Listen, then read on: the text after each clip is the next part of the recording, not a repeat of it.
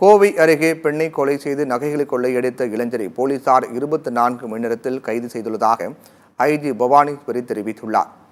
கோவை நரசிம்ம நாயக்கன் பாளையம் பகுதியைச் சேர்ந்தவர் மனோகரன். இவர் நேற்று முன்தினம் மதியம் 2 மகள்களுடன் வெளியே சென்றுள்ளார்.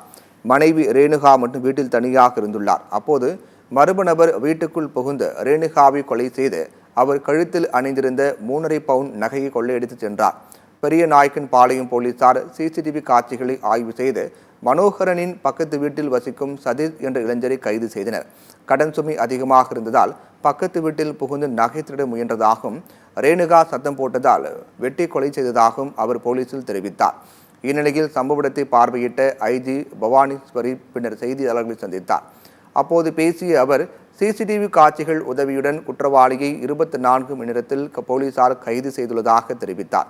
குற்றவாளியை கண்டுபிடிக்க உதவும் சிசிடிவி கேமராக்களை அனைத்து வீடுகளிலும் பொருத்த வேண்டும் என்று அவர் கேட்டுக்கொண்டார்.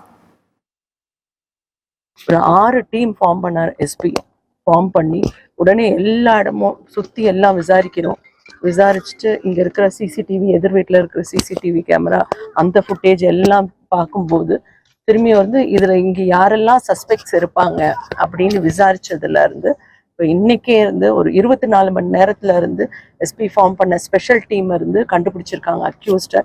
பக்கத்துல வீட்டில் இருக்க அவர் சதீஷ் அப்படிங்கிறவர் தான் பண்ணியிருக்காரு. இதை அவர் துடியலூர்ல அவரோட கார் அடமானம் 1.5 லட்சத்துக்கு வச்சிருக்காரு. அதை அவரால் 2 மாசத்துக்கு திருப்பி எடுக்க முடியல. அது இல்லாமல் ஒய்ஃப் எல்லாமும் அடகு வச்சுட்டதா சொல்றாங்க.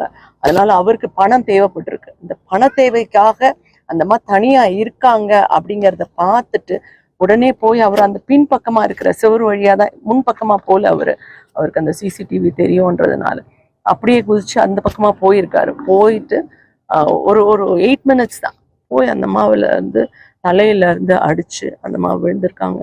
கழுத்துல இருக்க நகையை மட்டும் எடுத்துக்கிட்டு உடனே வீட்டுக்கு வந்துட்டாரு. அதே பக்கமா வந்திருக்காரு. இப்போ எல்லாம் விசாரிச்சதுல அவர் இதையும் ஒத்துக்கிட்டு இருக்காரு. அவங்க வீட்டுல அந்த நகையும் செக்யூர் பண்ணிட்டாங்க, சீஸ் பண்ணியிருக்காங்க. அந்த வெப்பன், அவர் யூஸ் பண்ண வெப்பனையும் எடுத்திருக்காங்க போலீஸ். இப்போ அவரையும் விசாரிச்சுட்டு இருக்காங்க.